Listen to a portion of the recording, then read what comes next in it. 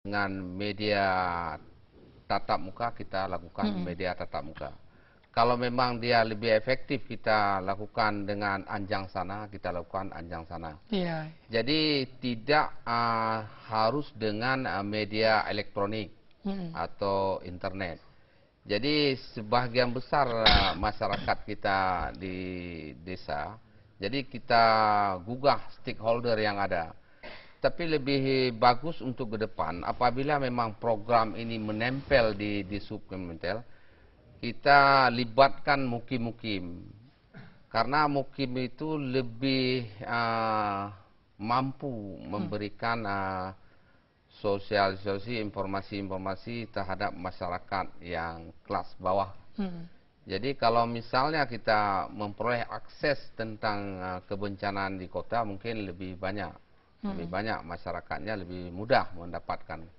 Ini yang kita fokuskan ke daerah-daerah pedesaan yang lebih banyak kebencanaannya. Kebencanaan itu kan tidak hanya faktor alam, tapi faktor manusia juga bisa mengakibatkan kebencanaan. Saya kira dalam Al-Quran juga jelas-jelas disebutkan. Ya.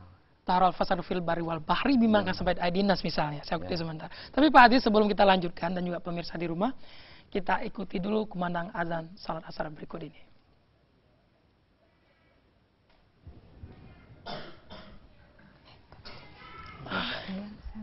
Azan dulu, Pak. Nah, kalau mungkin sekitar Allahu Akbar, Allahu Akbar.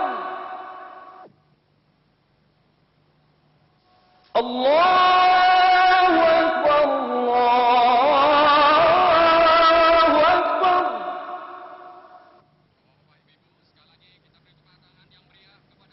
Asyhadu an la ilaha illallah.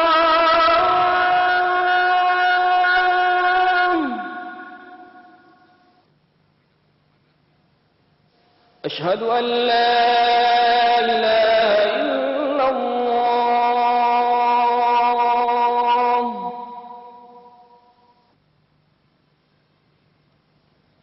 Asyhadu anna Muhammadar Rasulullah.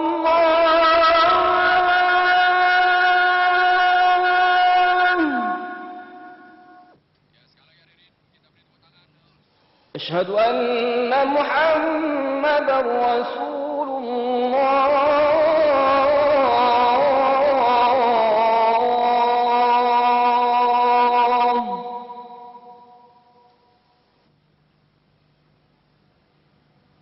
Hayya 'alas shalah.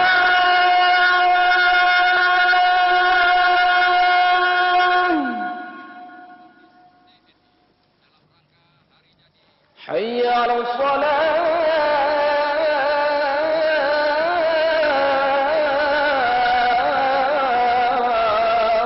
Jadi tidak harus dengan media elektronik atau internet. Jadi sebagian besar masyarakat kita di desa, jadi kita gugah stakeholder yang ada. Tapi lebih bagus untuk ke depan, apabila memang program ini menempel di subkementel, kita libatkan mukim-mukim. Karena mukim itu lebih mampu memberikan sosialisasi informasi-informasi terhadap masyarakat yang kelas bawah. Jadi kalau misalnya kita memperoleh akses tentang kebencanaan di kota, mungkin lebih banyak. Lebih banyak masyarakatnya lebih mudah mendapatkan. Ini yang kita fokuskan ke daerah-daerah pedesaan yang lebih banyak kebencanaannya. Kebencanaan itu kan tidak hanya faktor alam, tapi faktor manusia juga bisa mengakibatkan kebencanaan. saya kira dalam Al-Quran juga jelas-jelas disebutkan. Ya. Taral fasadu fil bari wal bahri bima kasabat aidinas misalnya. Saya ikuti sebentar. Tapi Pak Adi, sebelum kita lanjutkan dan juga pemirsa di rumah, kita ikuti dulu kumandang azan salat asar berikut ini.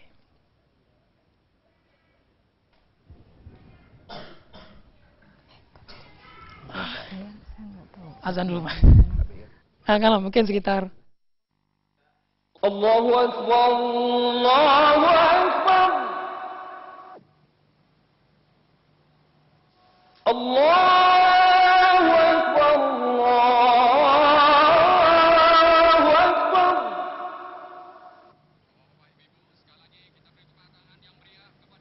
Asyhadu an la ilaha illallah.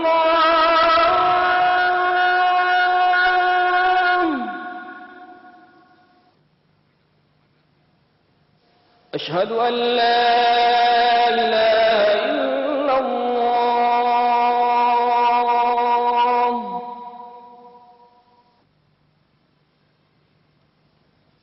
Asyhadu anna Muhammadar Rasulullah.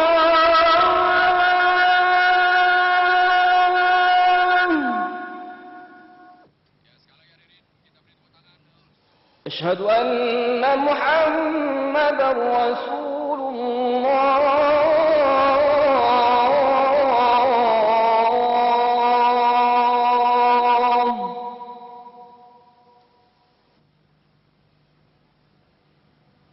Hayya 'alas shalah.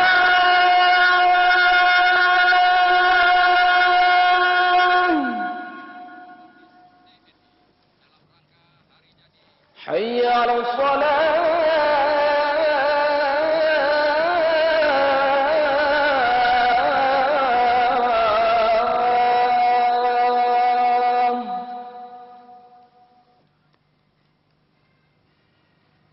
Hayya 'alal falah.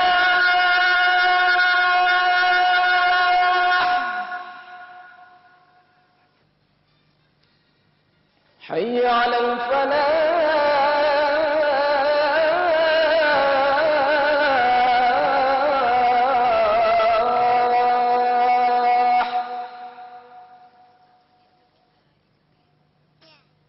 Allahu Akbar, Allahu Akbar.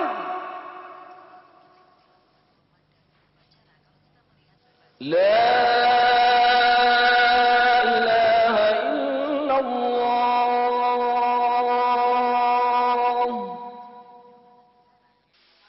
اللهم رب هذه الدعوة التامة والصلاة القائمة آت سيدنا محمدا الوسيلة والفضيلة والشرف والدرجة العالية الرفيعة وابعثه المقام المحمود الذي وعدته إنك لا تخلف الميعاد. Terima kasih pemirsa, Anda masih bersama kami dalam dialog interaktif yang membahas tentang bagaimana peran Badan Penanggulangan Bencana Aceh untuk pengelolaan bencana yang lebih baik di Aceh tentunya. Dan acara ini terselenggara berkat kerjasama pemerintah Aceh, di Subkomintel dan DRRA UNDP atas pendanaan dari Multi Donor Fund atau MDF. Silakan bagi Anda yang ingin berpartisipasi di 0651417773 atau di 45868. Saya ke Ibu Nurmalis, mungkin bisa menjawab pertanyaan Pak Rusli tadi tentang sanksi atau teguran-teguran seperti apa yang bisa diberikan ini. Iya baik, terima kasih Pak Rusli berpartisipasi dalam acara dialog interaktif hari ini. Tentu semua kita sama sesuai dengan amanah Undang-Undang 24 juga ada hak dan kewajiban masyarakat dan pemerintah. Jadi masyarakat juga harus patuh, pemerintah juga harus menyiapkan perangkat. Nah, perangkat yang pertama sekali kan kita harus menyiapkan dulu dari segi pemerintahnya bahwa penanggulangan bencana itu terintegrasi di dalam kebijakan pembangunan. Jadi kalau ini sudah masuk dalam kebijakan, membuat standar yang jelas bagi pelaku penanggulangan bencana. Kemudian masyarakat juga harus tahu kewajibannya apa. Masyarakat juga tidak boleh katakanlah membangun rumah tanpa standar. Nah, begitu standar ada, kemudian masyarakat membangun tidak sesuai dengan standar, berarti sanksinya juga akan ada gitu. Katakanlah sekarang karena badan ini baru, mungkin standar itu belum tersusun, tapi kita akan membuat satu standarisasi, misalkan katakanlah untuk pembangunan, untuk jembatan atau bentuk apa saja yang ada di permukaan ya untuk dalam rangka penanggulangan bencana, ini akan menjadi memang kewajiban pemerintah. Namun masyarakat juga ada kewajibannya yang mereka juga harus patuhi setelah peraturan ini ada atau standarisasi untuk satu objek pembangunan itu ada. Mereka juga harus ikut dalam berpartisipasi. Kemudian juga mereka juga harus juga menjaga lingkungan, juga menjaga lingkungan sosial, sehingga bencana ini bisa dicegah. Jadi tidak hanya seolah-olah pemerintah yang punya kewajiban, tapi masyarakat juga punya kewajiban yang sama. Jadi penanggulangan bencana sebenarnya bukan kewajiban pemerintah saja, tapi semua komponen masyarakat, pemerintah, swasta, masyarakat juga sama-sama dalam rangka menjaga agar bencana itu tidak terjadi. Iya, barangkali inilah yang disebut dengan partisipasi dari semua elemen, terutama masyarakat, untuk terus mendukung program-program yang disampaikan oleh pemerintah terkait dengan proses penanggulangan bencana. Nah, Pak Asmadi, barangkali ini kita berada di penghujung dialog. Kira-kira tantangan seperti apa yang bakal dihadapi dari sudut pandang internal BPPA sendiri dalam proses penanggulangan bencana di Aceh ke depan ini? Yang paling berat barangkali dirasakan. Apakah finansial, anggaran yang terbatas atau apa ya? Barangkali tantangan ke depan, kalau terkait dengan bencana itu sendiri, itu artinya kan tanggung jawab pemerintah dan juga masyarakat. Tapi yang menjadi tantangan ke depan adalah bagaimana program-program yang telah kita susun, yang diamanahkan dalam undang-undang, kanun, itu bisa dipahami oleh masyarakat, apa yang harus dilakukan oleh masyarakat itu sendiri. Sedangkan akibat kerusakan barangkali itu adalah tanggung jawab pemerintah. Tapi pemahaman masyarakat itu sendiri terhadap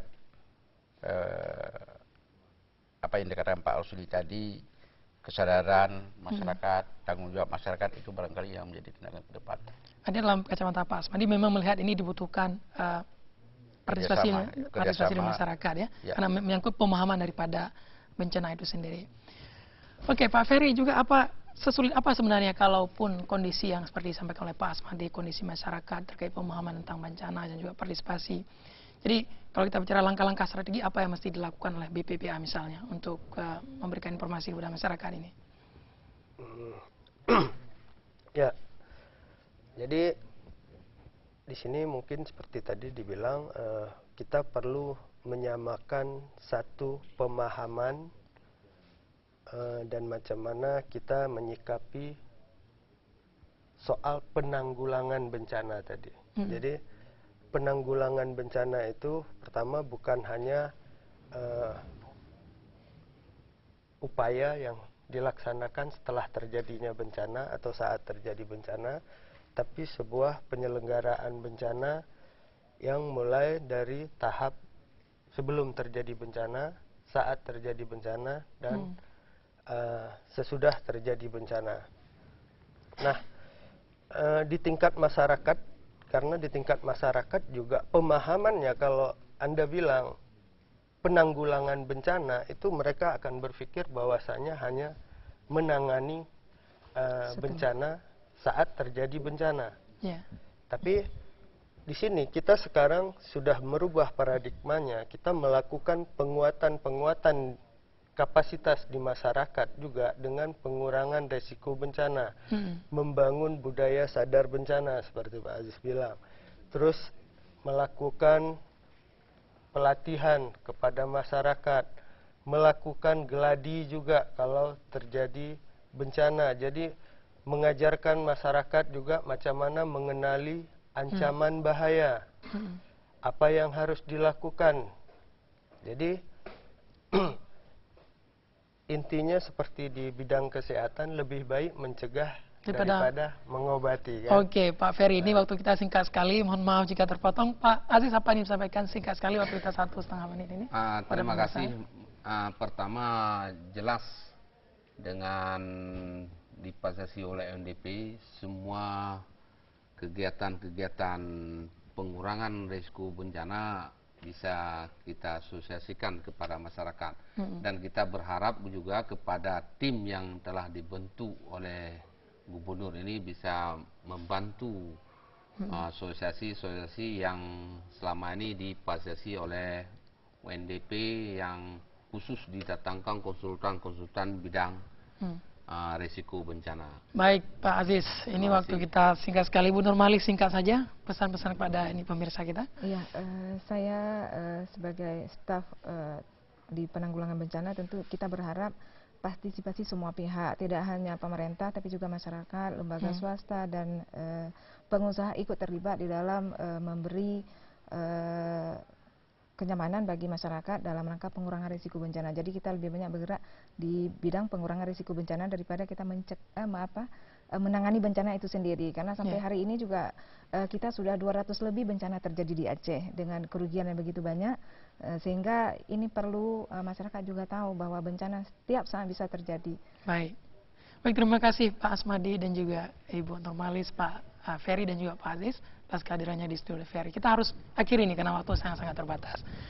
Baik pemirsa Televisi Republik Indonesia dimanapun Anda berada, demikianlah bincang-bincang kita terkait dengan persoalan menanggulangi bencana di Aceh. Mudah-mudahan apa yang telah disampaikan oleh keempat narasumber kita ini semakin membuka wawasan kita tentang bagaimana sebenarnya mengantisipasi atau menanggulangi bencana di daerah kita. Dan yang pasti keberadaan BPBA atau Badan Penanggulangan Bencana Aceh itu akan sangat membantu kita untuk meminta bantuan barangkali bagaimana sebenarnya bencana-bencana yang ada di sekitar kita tangani. Oleh karena itu jangan ragu-ragu tentu untuk menghubungi BPBA. Informasi lebih lanjut nanti bisa ke kantornya di kantor Kejaksaan Tinggi yang lama ya. Saya Muhammad Syimah Hamid mewakili kerabat kerja TVRI yang bertugas mengucapkan terima kasih atas segala perhatian dan partisipasi Anda. Billahi taufiq wal hidayah. Assalamualaikum warahmatullahi wabarakatuh. Sampai jumpa.